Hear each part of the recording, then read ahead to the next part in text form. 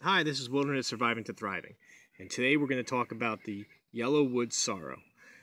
Now, when I was a kid, I called it sweets. I never knew what the name was. The reason I called it sweets because everyone on my block loved this stuff. As soon as we saw it, we fought over it. So, while you were playing, it was just a nice refreshing. You have a dry mouth. This was a nice way to get hydrated and just to get a little nibble on the side. So we love this stuff. I think we called it sweets. It tastes sour, so that doesn't make sense. I guess the reason why is because when we saw it, we said sweet, and then we gobbled it up. I guess that's the reason. I'm trying to think back. But anyways, it's not called sweets, so don't call it that. It's called Yellow Wood Sorrel, or sour grass, it's also called. Kind of has like a lemony taste, a sour taste. It's just a great taste. It's not like a overwhelmingly powerful sour taste, so it's really good stuff. But anyways, let's talk about identification. So how do you identify it? Well, you can see it has yellow flowers like that. Or sometimes I pull this one out of the ground over there because I plan on eating it. It has like a bud. I just messed up there. Yeah, you can see the bud right there. It has like a bud like that. The clovers, you can take a look at them. You can see what they look like. There's 3 leaves here. They're heart shape. Let me just get a better view. See 3 there. It's heart shaped, so really easy to identify. And as far as I know, there's really no other lookalikes that are that can hurt you. So I don't think you can misidentify this one, but you always want to consult an expert still and do your homework, as I mentioned before. So that's how you identify it. Now, how high it grows, it doesn't get over, much over a foot. Most of the time, this is really small right now.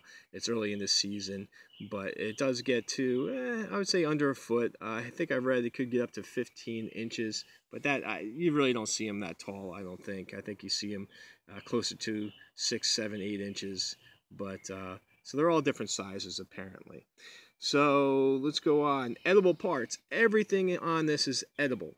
So you could take it like that and just stick it in your mouth and just start chewing, Or you can put it on salads. You can put it on fish. Flavor whatever you want to do with it. Make teas. It makes a great tea. There's actually you can put in water and it flavors it like lemonade, I guess they say. So it's really, you can really do whatever you want with it. It's the whole thing is edible.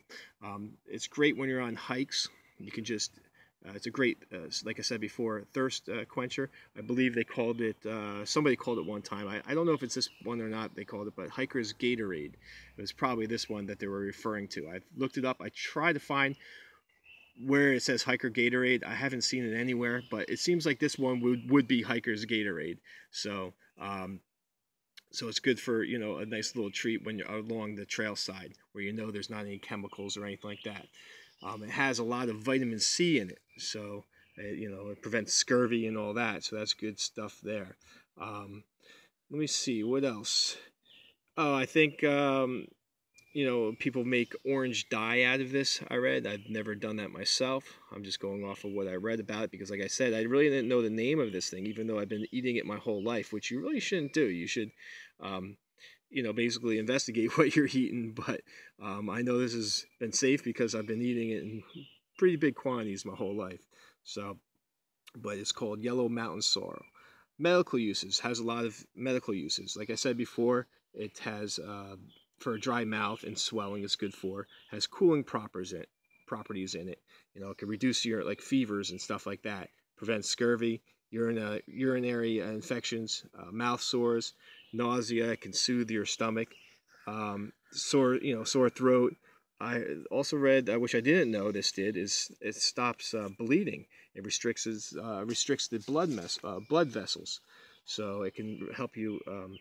What you do is you crush it up, put it on there, and it helps you, so you don't bleed to death. I also read that it helps with boils and abscess and wounds and all that kind of stuff. So it's pretty decent stuff. So let me just give you, I pulled this one out of the ground. You can see the roots here. I've never eaten the roots, but they say you can do, there's a leaf there, stuff with it. So you can take a look at the roots, how that is, and you can see how, let me just pull back. This one's a pretty decent sized one, so It's pretty good. So I'm gonna do something with that one. Let me see what else I need to cover. So like I said, you cook it. You can cook it. Eat it raw. Um, they say, with anything out there, there's, research is always changing and what have you. So if you eat too much, there could be some negative effects on anything really, out there.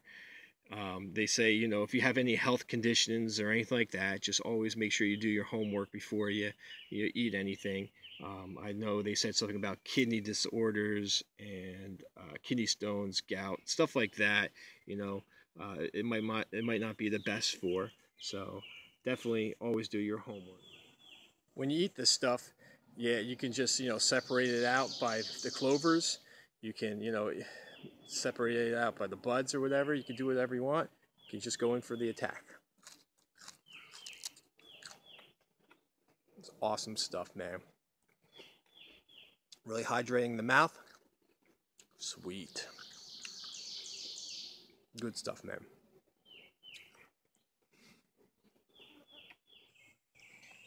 This plant is everywhere. All you have to do is look on the ground and you'll see it. These are small ones. They're more obvious when they're higher, but you probably mow these over all the time and you don't even know it. Just give you an example. Anywhere I put the camera down, there's one. Let's just try this spot. It's another one. So they're out there.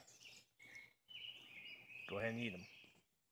I don't think I did a good enough job showing you what this thing looks like. My camera angles before were terrible and what have you. But anyways, take a look at it here. Here's a pretty good close-up angle. You can see, the clover there. You can see how it's heart-shaped. And there's 3 leaves there. And you can see the flower. You can see that. This is about 6 inches tall, this one. So just give you a better look to identify this thing.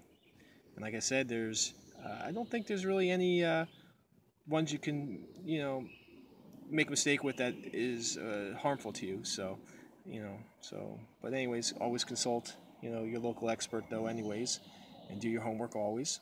But anyways, this is the Yellow Wood Sorrel. This is Wilderness Surviving to Thriving, and I'll see you next time. Sweet.